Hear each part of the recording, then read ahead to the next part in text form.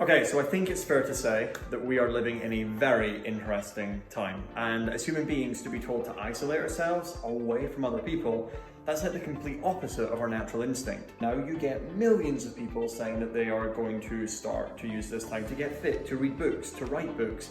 And the reality is, it's also okay to use this time to do nothing. It's absolutely respectable to use this time to reevaluate, to refocus, and to just relax.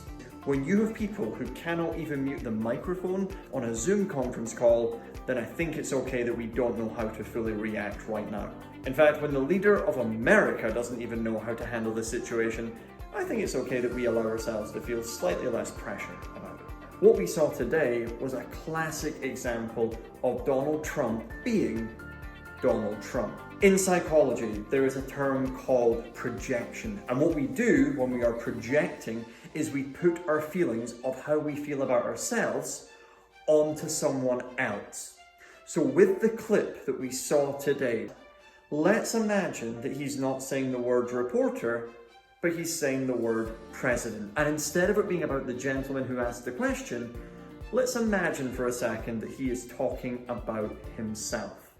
What do you say to the Americans who are scared, though? I guess nearly 200 dead, 14,000 who are sick, millions, as you witnessed, who are scared right now. What do you say to Americans who are watching you right now who are scared? I say that you're a terrible reporter. That's what I say. Go ahead. I think it's a very nasty question, and I think it's a very bad signal that you're putting out to the American people.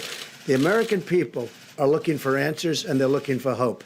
And you're doing sensationalism, and the same with NBC and Comcast. So I don't call it Comcast. I call it Concast. Let me just for whom you work.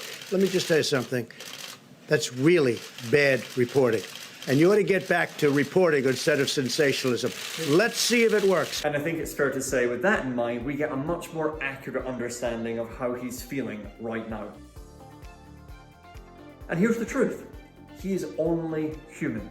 If he were to be honest and admit, do you know what?